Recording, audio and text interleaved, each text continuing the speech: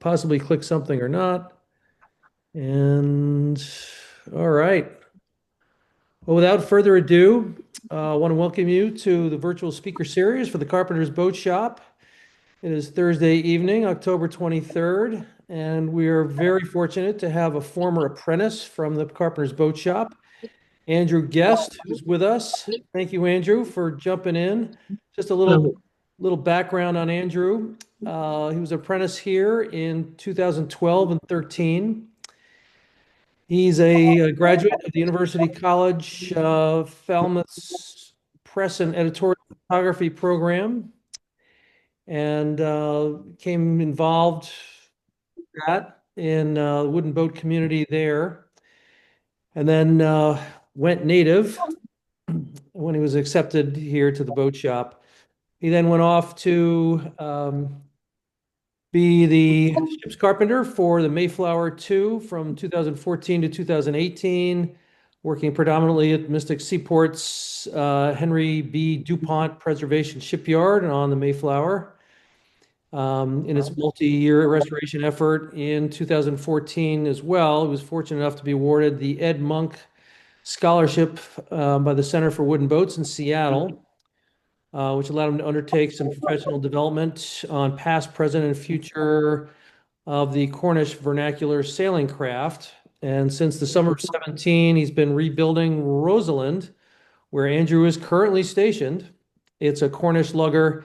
And since 2019, summer of 2019, he's been caretaker at the West Mystic Wooden Boat, where Rosalind is situated. And with that, Andrew, I'm going to turn it over to you. And we've got a slideshow, but maybe if you want to give a little bio first, and then I can click in the slideshow when you're ready.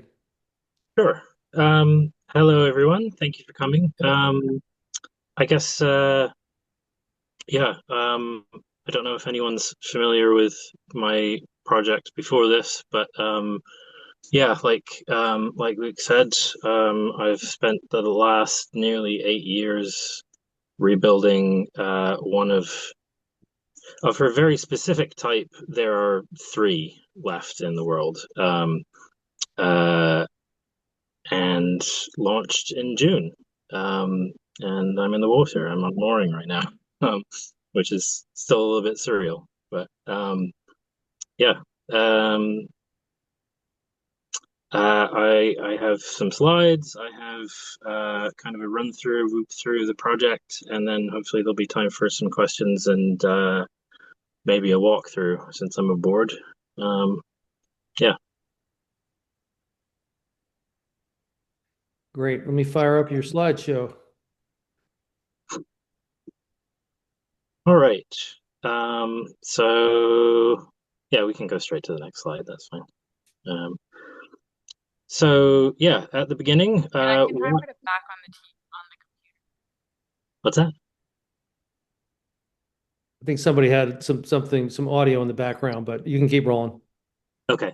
Um, the first question is why do something like this? Um, why spend 8 years of your life doing something like this? And in my case, it's really because it deeply mattered to me personally. With my particular route through this trade, this type of boat is my very specific area of expertise. Um, and that made it worth the effort, that I had that deep connection with it. I tend to feel that boats need people as much as people need boats. And it has to be the right person as well. And you know, if I hadn't come along, this boat would not have been saved. And if I hadn't come along, you know, one could argue that that's okay. You know, it's a working vessel.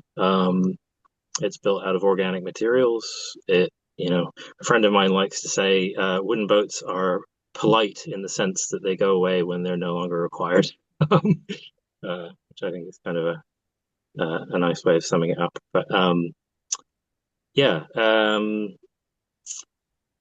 next slide. So, This is a little snapshot of the state of things at the beginning. Um, on the left is an event that happened a little bit before I came into the picture. She actually sank at her dock twice in Oxford, Maryland, on the Eastern Shore in Maryland. The previous owner had passed away, and no one was making sure the batteries were charged, so the pumps didn't run. And it's just another little way that boats, to me, feel a bit symbiotic. That once the person is not caring for it, it starts sinking. And I think there's a reciprocal nature to that. But and then on the right that's actually me in a Tyvek suit and a respirator on deck in Oxford, Maryland in 2017 when I went down to start the whole process to get her ready basically to go on the road, which was fairly involved. I had a lot of help from my father, thankfully. He was kind enough to come down and muck in with everything. Yeah, that is where it started. Next slide.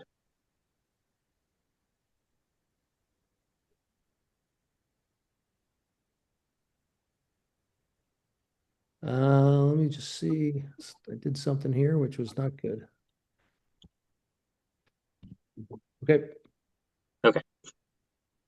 So, a little bit about luggers. This is actually a photograph of Rosalind in the large vessel in the lower left. This is her in 1905, I'm told. So they were primarily fishing boats. In this case, mackerel fishing boat. But they would do all kinds of things depending on whether the catch was good in a given season. They would take deck loads of coal or potatoes or bulk cargoes from different parts of the British Isles to other parts of the British Isles. They would also certainly in older periods at least get quite involved in smuggling, running things past customs and excise from France and from Spain and Portugal and places like that. They also were used in privateering during times of war. They were remarkably fast, particularly, really quite challenging in a lot of ways to maneuver, but really fast, which gives them an edge in some respects. But the rig is the reason for that. The rig is a very ancient rig and very esoteric. It's called dipping lug, which is something that is seen, I think, certainly the Atlantic Challenge Bantry Bay gigs. They have dipping lug, but they're on a much smaller scale. Um, I'm not aware of there being any like large decked vessels in North America that are rigged this way. I may be the only one. I'm not quite sure. Uh, yeah, so essentially you have to drop the forelug, which is the forward of the two primary sails. You have to drop to the deck and run around the forward side of the mast and then raise again every time you go through the wind. There are ways of doing it more simply, and there are ways of doing it more quickly, and there are ways of doing it more efficiently. But they all have their trade-offs.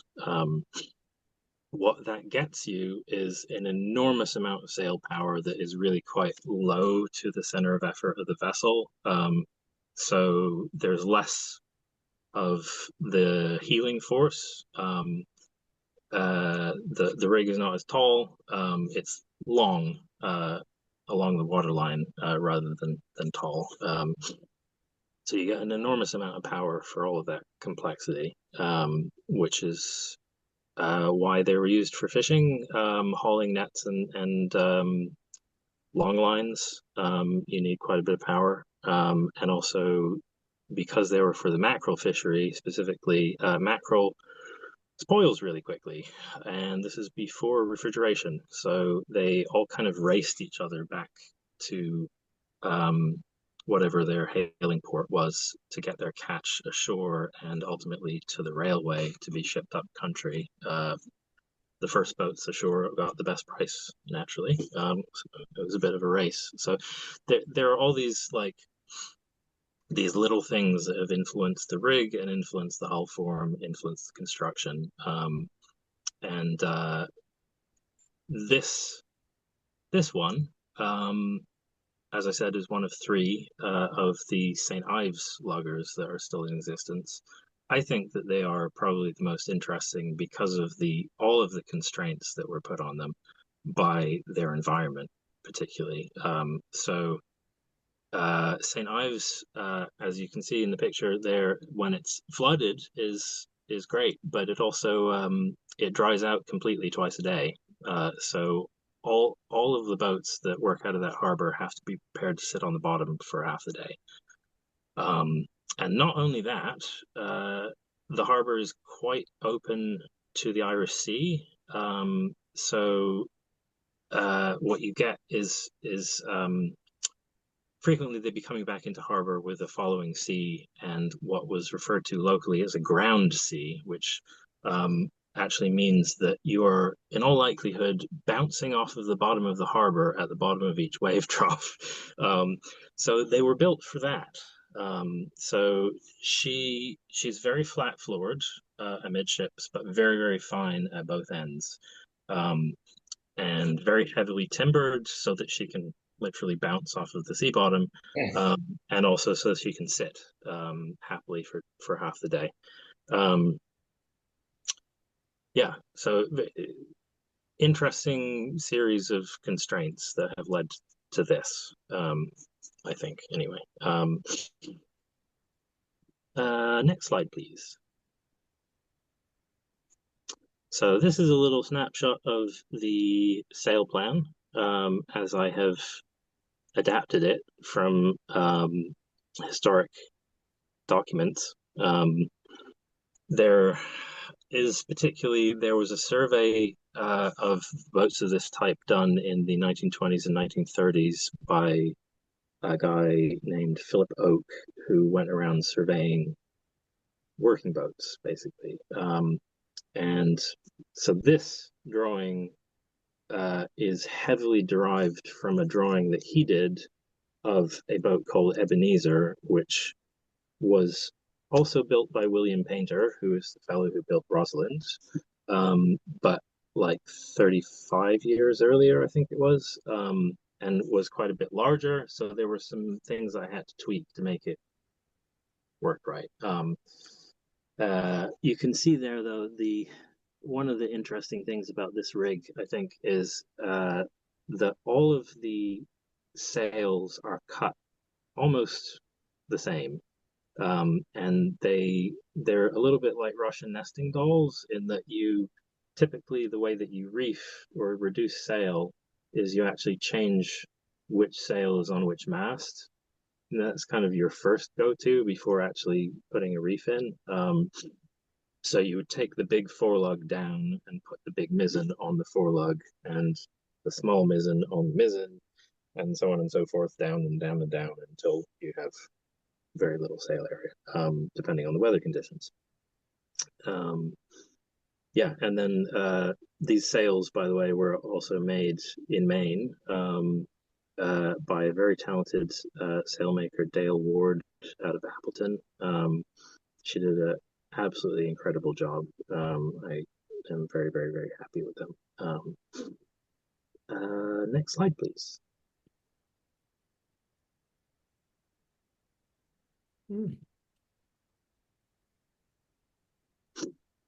Right, so approach to restoration and major hurdles.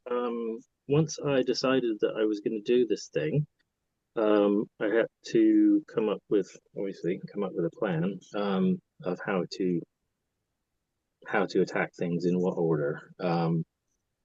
And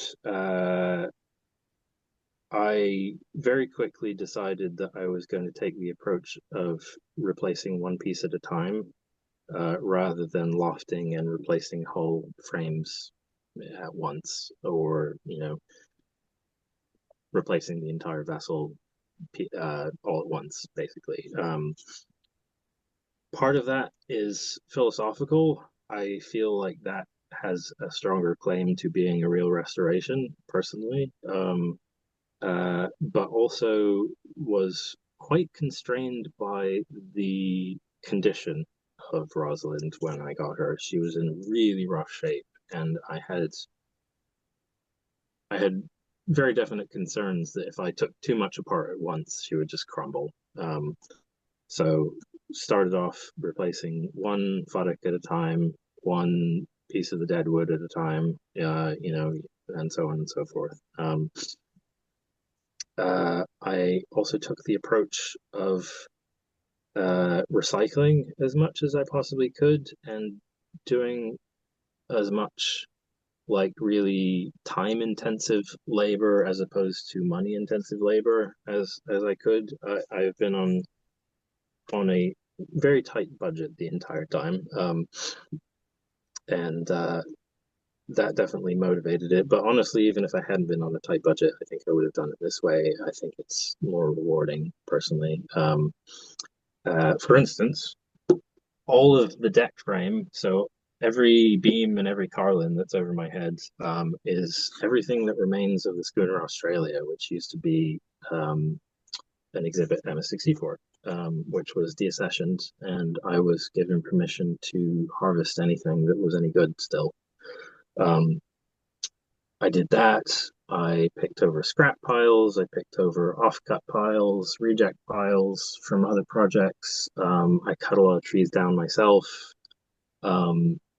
Later on, I managed to go halvesies on a wood miser with a friend of mine. So I, was milling like crazy, planking material, framing material, you name it. Yeah, so it very much took the approach of time rather than money.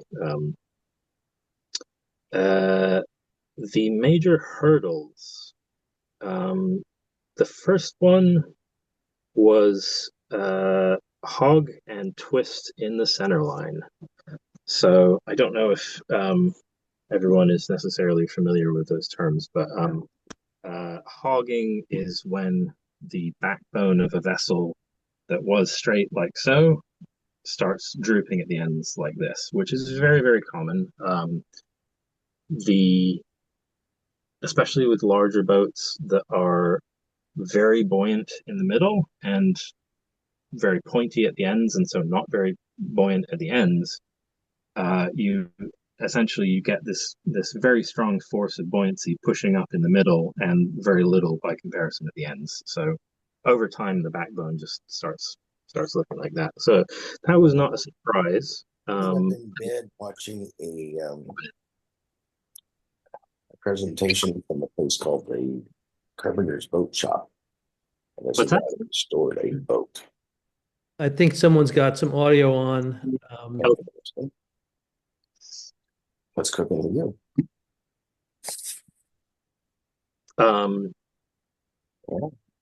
Yeah, and then There's been there was on high 50s. Let me just if you've got your audio on and you're the project yesterday, I guess, riding my bike on all of the actual roads to determine how much road there is. People think it's about 20 miles of paved road on the island. Can you someone has their audio on and you're speaking, and it's if you could mute yourself, that would be helpful. Each road I am doing from point A to point B. I believe it is Jim Samuel. And there's only about maybe 10, if that. And none of them are very long. I mean, Jim, your audio is on. Okay, I got it. Thank you. It's okay. Sorry. That's all right. So there was a hog, which was not surprising. There was also a pretty significant twist. So the stem and the stern post were like that, essentially. It's a little bit exaggerated, but only a little bit.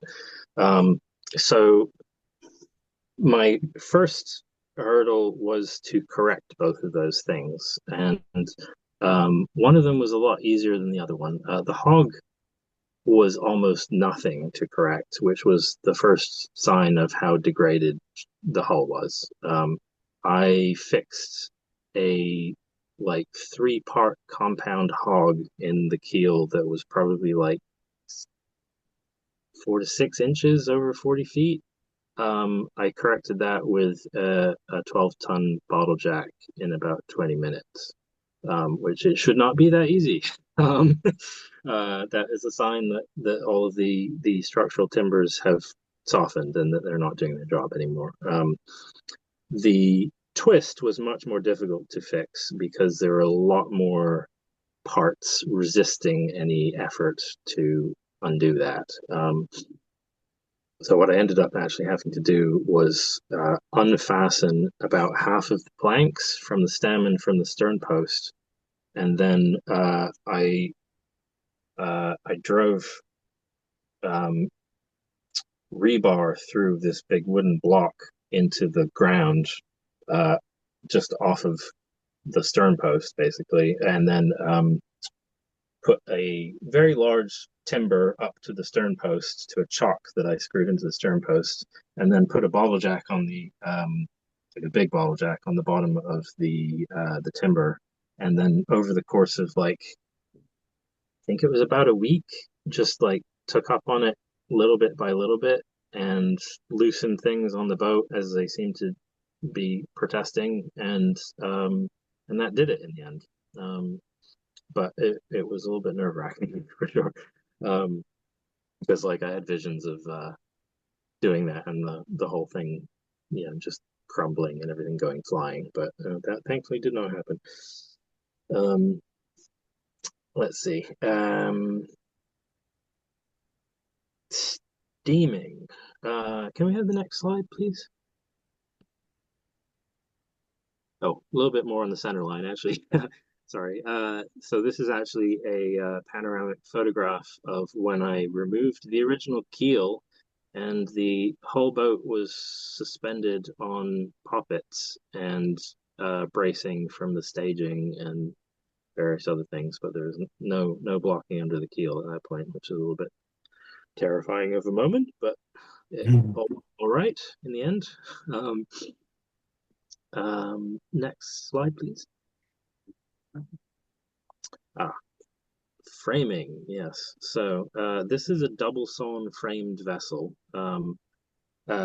which means that all of the curves that you see have to come out of parts of trees that are that shape. So one spends an awful lot of time in scrap piles and in the forests, with patterns, holding up patterns to likely looking pieces of wood and hoping that you can find something the right shape. And a lot of rubbernecking while driving as well. Just being like, there's a tree over there that I have to go investigate now. See who owns it and whether I can have it. So I elected to start at the stern and work my way forward because of how much I'd had to basically compromise in order to get the centerline twist out. I felt like the stern was in particular need of stabilizing at that point. So started from the deadwoods and moved my way forward from there. Next slide, please.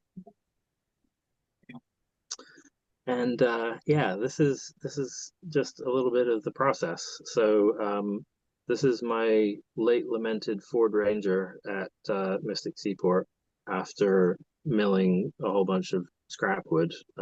This is all live oak from their scrap pile. And this is definitely pushing the envelope of what a Ford Ranger is supposed to ever do. I actually, you can't quite see it, it's out of frame at the top, but I built like an A-frame crane that goes onto the truck rack so that I was able to use a winch to lift things up to the rack level and then another winch to pull things into the bed, which, I'm not quite sure how else I would have done that without machinery, at least. I beat up this poor truck so badly over the course of the years. But it did it. It did it in the end. Next slide, please.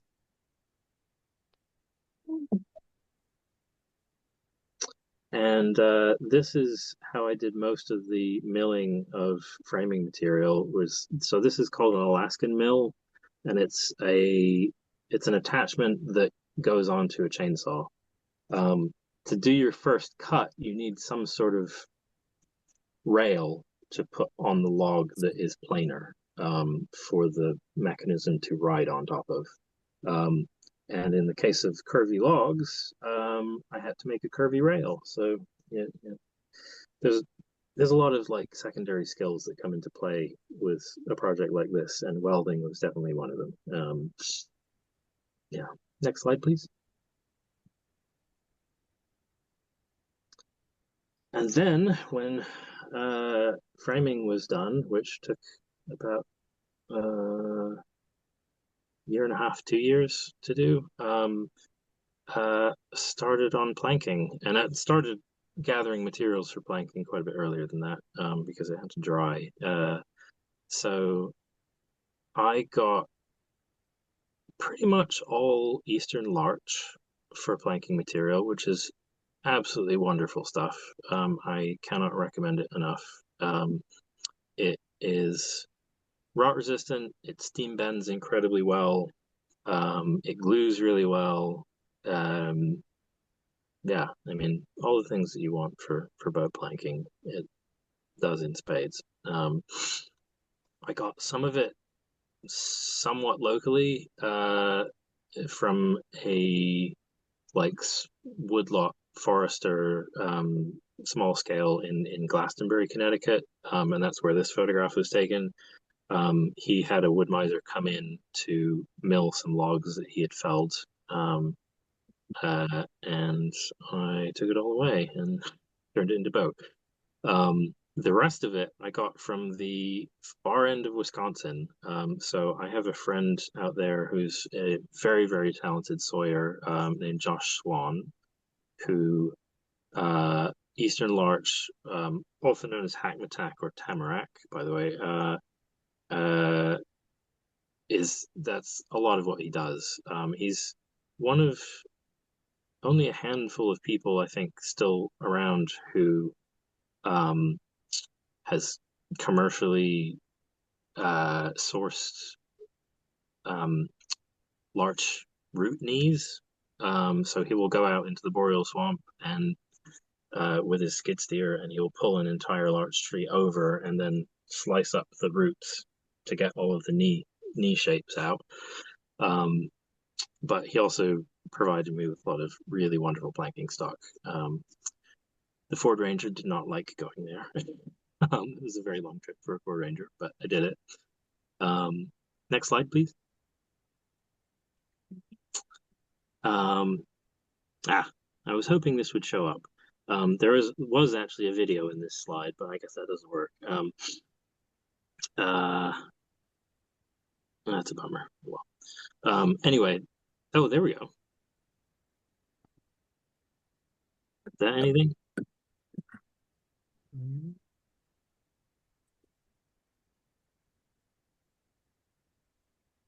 Maybe not. It was a time lapse of the planking process. But in any case, on the left, you see a photograph of a completed plank, which, once they're on the boat, they look deceptively straight and, flat and all the rest of it. But that's what they actually look like when they come off, especially with a boat that has this much shape to her. Next slide, please.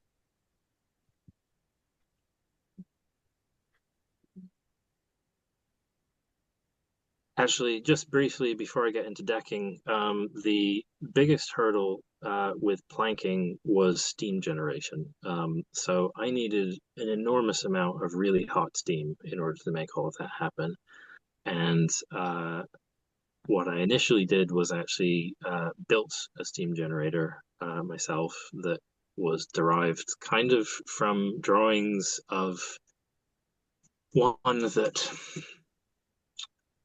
Herreshoffs, I can never remember which one of the Herreshoffs designed for steam-powered gunboats of the Peruvian Navy during the mid-19th century. And it was a good design, so I could, and it was fairly well drawn, so I kind of derived from there and just kept adding features to it, and it really quite well. But the game-changing thing was when a friend of mine who follows my YouTube channel found me a diesel-powered Dayton steam cleaner that, as I understand it, was for steam cleaning tractors and like other industrial machinery. This thing is insanely powerful and puts out just an enormous amount of very hot steam. Now, I did the majority of this work by myself, or with at most one or two helpers. Later on in the process, I had a couple of local friends that helped out quite a bit with planking, but the initial part I did entirely by myself. And the usual way of doing steaming is to have a steam box that the steam gets piped into, and you put the plank in the box, and the plank comes out of the box steamed, and you do this mad dash to the boat and get it clamped in place before it cools. I can't do that by myself. So I actually, I did not come up with this by any means, but I think I maybe used it the most extensively. I bagged all of the planks with polyethylene bags. So you get 300-foot rolls of open-ended clear polyethylene bag that you can slip a plank into, seal up the ends with a torch, pipe steam into it. And what that allows you to do is you can actually hang the plank pretty much where it's going to live. And then over the course of the steaming time, you just slowly take up on the clamps. And by the end of the time, you're home. And it, of course, then has to come off, and the bag has to come off and all that. But it's taken the shape by that point. So that was, And I don't know how else I would have done it, honestly, because the box was definitely not in the cards. But yeah, onto decking. Decking, I took the non-traditional approach, largely because knew I was going to live aboard. I knew how old the structure was and how much strength it needed to have re-imparted into it. And because this is a working boat. And I know for a fact that if William Painter had had access to plywood and fiberglass in 1903, he would have done that for the deck. It is a wonderful way of doing a deck. It does not leak on you, which is lovely. So 2 layers of marine plywood laminated together, and then 2 layers of fiberglass on top of that, and that makes a pretty bomb-proof membrane that is very sturdy and imparts omnidirectional strength in every direction. Yeah, I sometimes toy with the idea of adding something cosmetic on top of it, a glued laid deck on top of it, but definitely not in the cards at the moment. Next slide, please.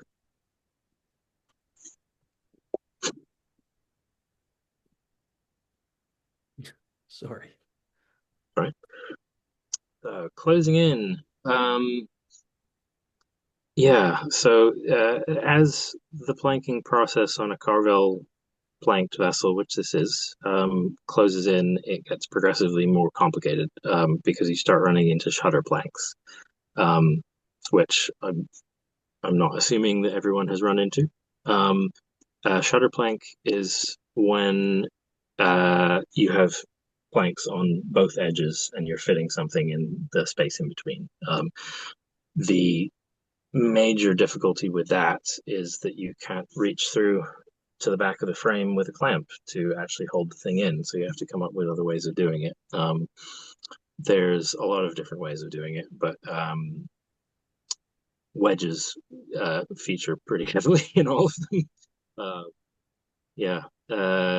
And then on the right, we have actually concreting the bilge. So that is part of how she would have traditionally been ballasted, and there are good reasons for that.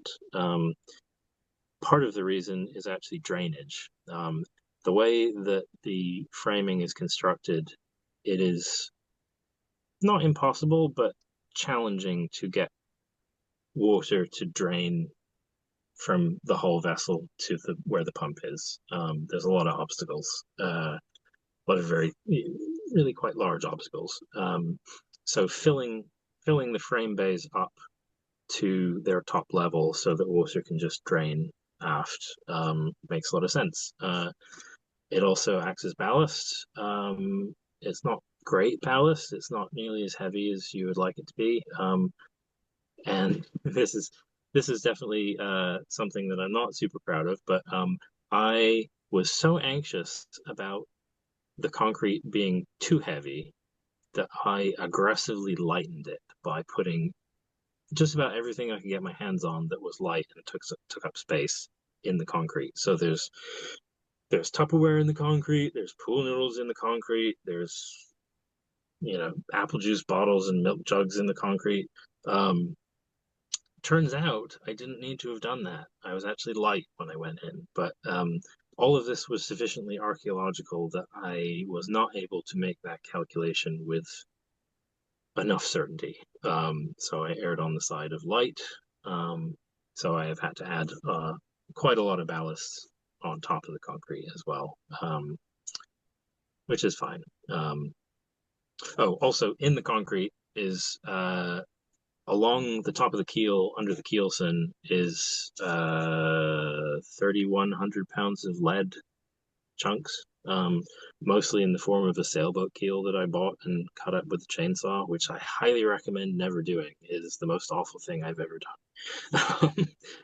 If you have the chance to not do that, I recommend it. Next slide, please.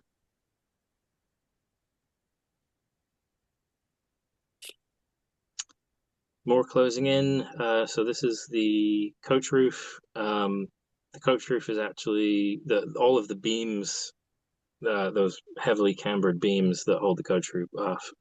They are all laminated out of offcuts from the planking process, which I felt pretty good about. Again, recycling. Wasting as little of the material as humanly possible. Next slide, please.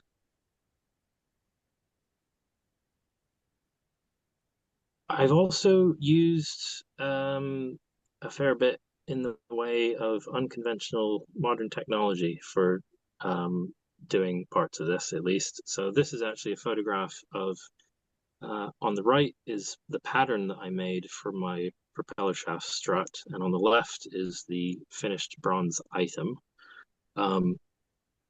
Parts, at least, of the pattern are actually 3D printed. So I've used 3D printing quite a lot for this project, indirectly for the most part. So in making patterns that can then be taken to a foundry and cast in bronze. So having that capability of designing something in the computer and then it ending up as a bronze thing on my bench is pretty incredible. Yeah, I highly recommend that as a fusion of the new and old technologies. It's been very, very handy. Next slide, please. A little bit more of that. So I did actually did it before I built any of the interior out. I did a 3D scan of the inside of the boat using photogrammetry, which, if you're unfamiliar with that, is it's literally just taking hundreds and hundreds of photographs from every angle you can think of, and then uploading them into, there's a free software that you can just get online that you then upload all of these photographs into, and it over the course of like this took 2 days to do, and thought my computer was going to melt, but at the end of the 2 days, it spat out this scan, which I think is really, really cool, and has actually been quite helpful in some of the more conceptual things in laying out the interior. Having that 3D model and being able to put elements into it in Blender is the program that I use, but it's been really handy. Next slide, please. Launch was 13th of June. This is the moment that she went in on the left, and I think a day or two after on the right. I launched at Fort Rachel Marina in Mystic. I can't thank them enough. They did such an incredible job looking after me. Yeah, really wonderful place. If you ever need the use of a marina in Mystic, I highly recommend them. Next slide, please. Wow. And then what's next? So here's a couple of photographs of her under sail, which is all since June. These photographs are actually both taken by my friend Ethan on a recent 4-day trip out to Greenport, New York, which on the left you'll see is the first time that we ever set the mizzen topsail, which was very exciting. Yeah, she handles really, really well. I'm so pleased. She carries sail really well. She maneuvers really well. She balances quite well. There's a little bit of weather helm, but that's better than the alternative. Yeah.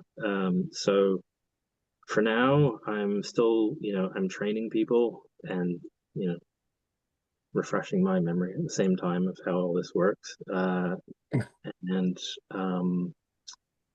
next, so I'm wintering in Mystic, at a dock in Mystic, and then in the spring and next summer, I may very well be coming up your way, actually. I would like to cruise in Maine, possibly Nova Scotia and Newfoundland. It all depends on work and what I can actually swing, but these are all possibilities. Ultimately, what I would like to do with this boat is small scale sail cargo. It is a growing movement, and I think a very timely one. This obviously is not a very large vessel to be doing that with, but because of where she was built and the way she was built, and her being able to sit on the ground for half the day, I have access to ports that a larger vessel wouldn't have access to. So I think there's a niche for her. We shall see. That's a long ways off. I'm not licensed yet, so yeah. What else have I got? Yeah. If anyone has any questions, I would be happy to answer them.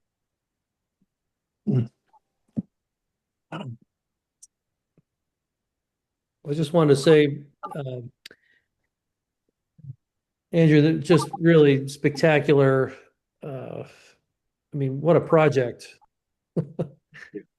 And the innovation, the creativity, the resourcefulness. I mean, trying to figure out how to make this work for you, but also to keep the sense of history and tradition, and using an incredible breadth of skills, and to do so much of that on your own is quite an accomplishment. So I'm just in awe watching it, and just can't thank you enough for sharing with that. And I'll let other people toss in a few questions. Of course.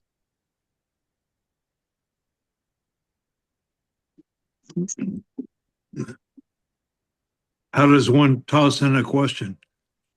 Just go ahead and ask. Wonderful.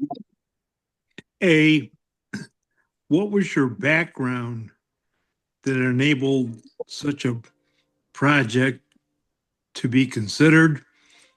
And then B, with all of your resourcefulness, how in the heck did they build these things in the first place?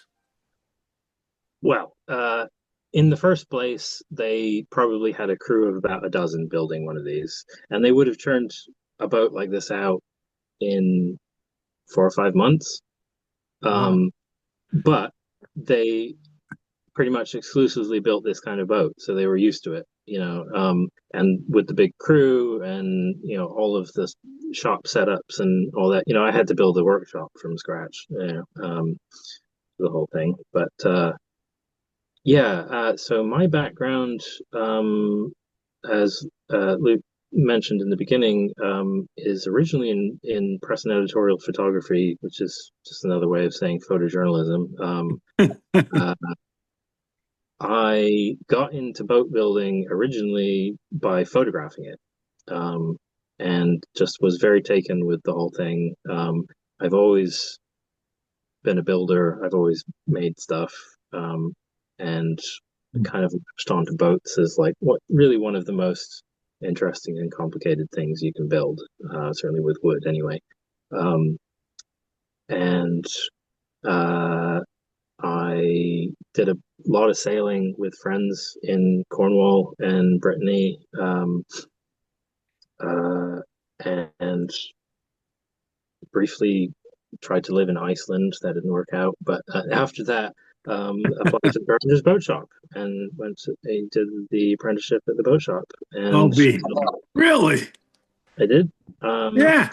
And after that, I started applying for jobs and was lucky enough to get the ship's carpenter's position on Mayflower 2, which was an excellent vehicle for transitioning small boat construction skills to large boat construction skills, because they have the breadth of all that. They have the small boats and the large boats. And really just, learned on jobs, learned from friends, learned from extensive reading. I read so much. And just being really, some would say single-minded, some would say stubborn. Good trait. Good trait. Yeah. If my background is basically enjoying sailing, racing, 210s, blah blah blah, J24s. If you need a hand sailing from Mystic up to Nova Scotia, where I've been a few times, be glad to throw my hat in the ring. Oh, absolutely. Yeah. Take a note of my contact things at the end here. Okay. And get in touch, please. Yep.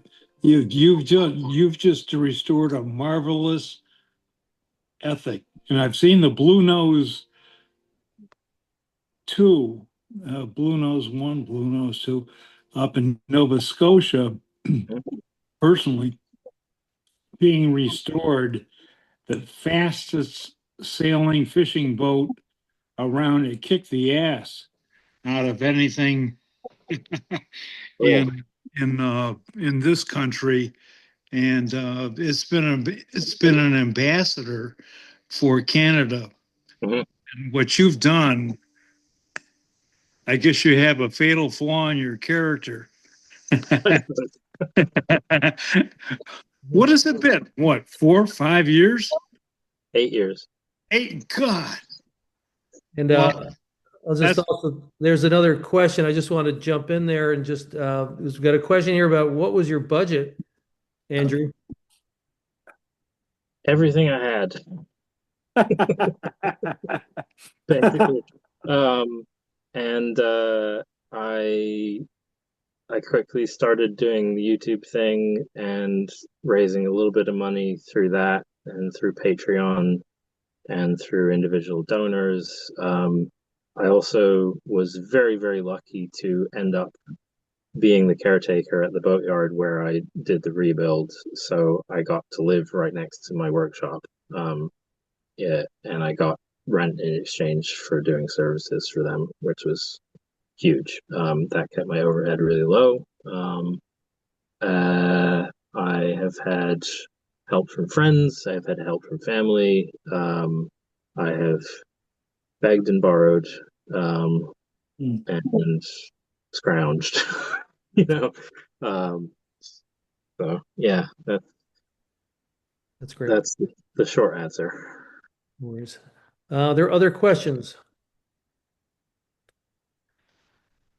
Andrew, this is really impressive. I grew up on the Scilly Isles, so I know St. Ives very well. Yeah, right on.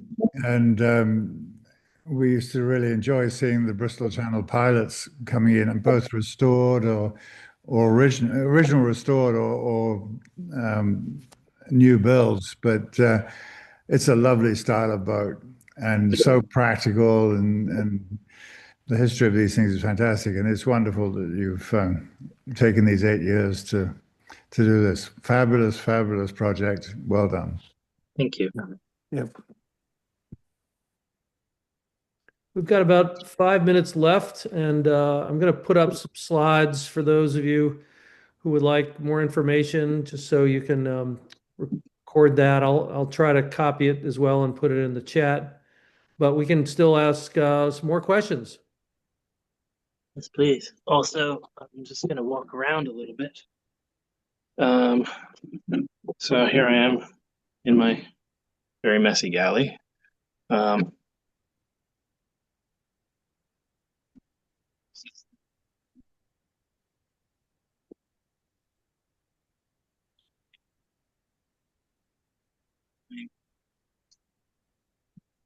Hey, Andrew. Is there an engine on board? Yes. So the engine that was aboard when I got here had been underwater twice, so I did not keep that. I was given. I'll try to keep the answer short, but I was given a Perkins 4108, and I installed it, and then discovered through the course of using it that it was actually a 4108 for industrial purposes, not for marine propulsion purposes. And it did not like being used for propulsion, so it died at a very inopportune moment. And then I spent the next 2.5 weeks with my friend Ethan and help from my friend Russ, who donated a working 4108 block.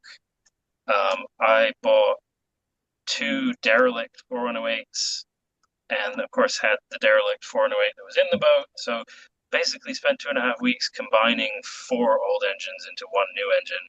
And I actually got the old one out and the new one in on the mooring without a crane, entirely with my own equipment, which was pretty wild. There will be a YouTube video about that coming up soon.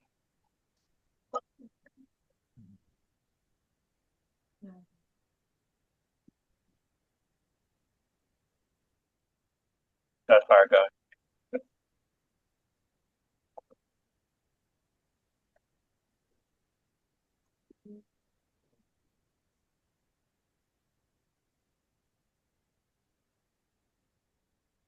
Got a mooring for you in Round Pond when you come visit.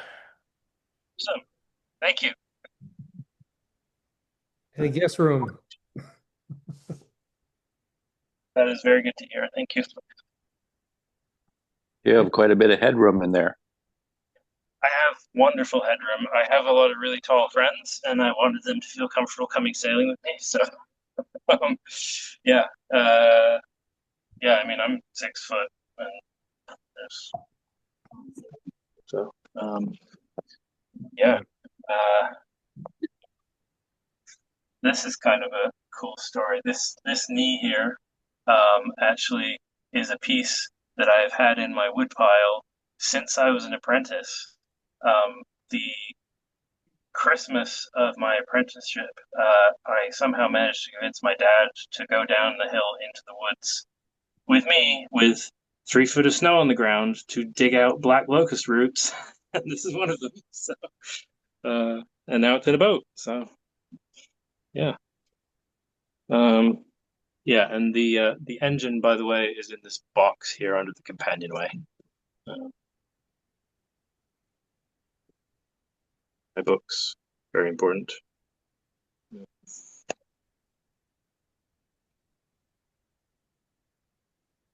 Wow. Unbelievable.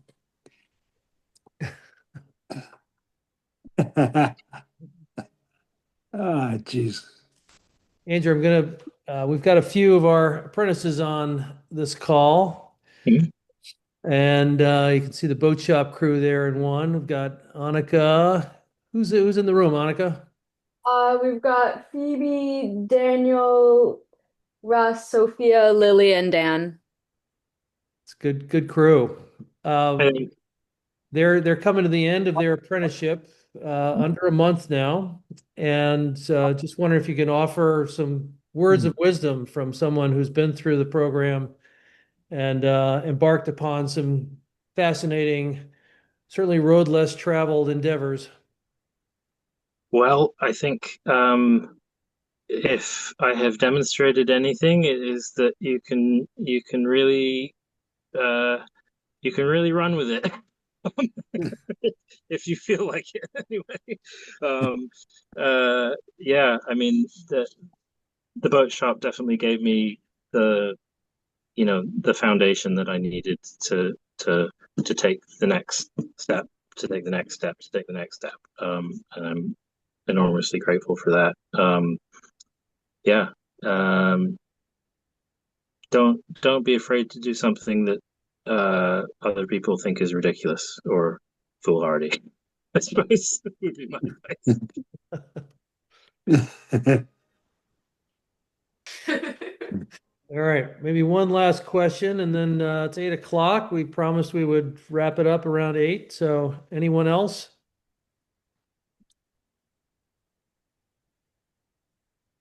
Are you going to take it back to Cornwall?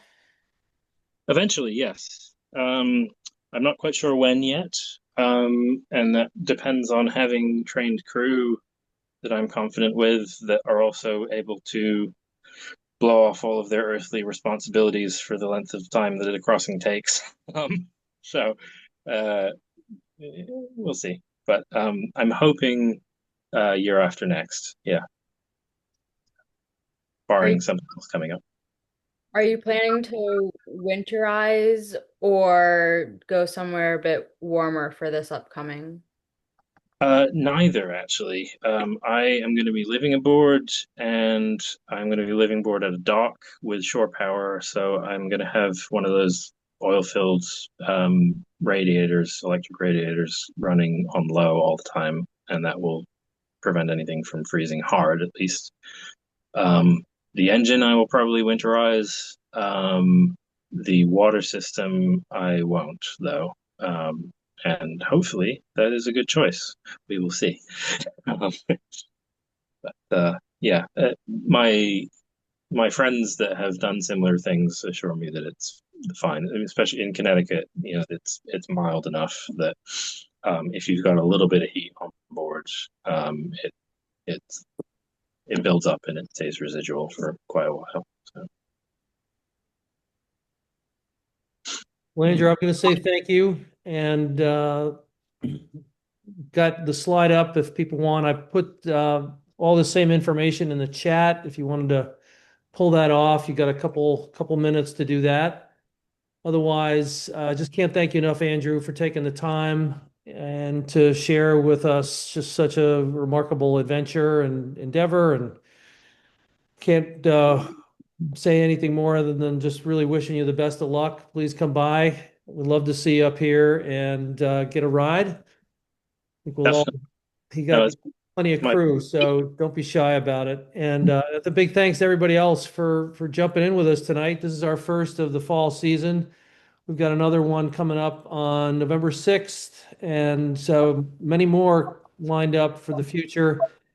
So please we'll keep the messages coming, the newsletters, so you can link right to it. But Andrew, thanks for leading off the season with a great one. my pleasure. Thank you so much.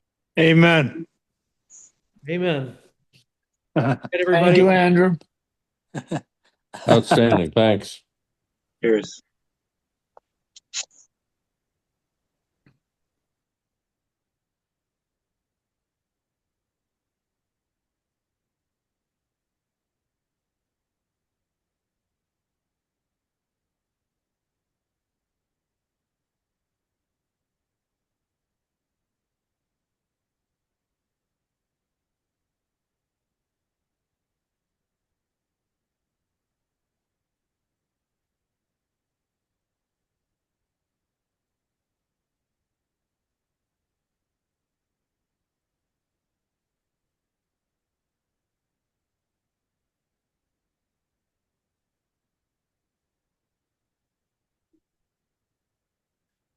All right. Good night, everybody. I'm going to shut this down.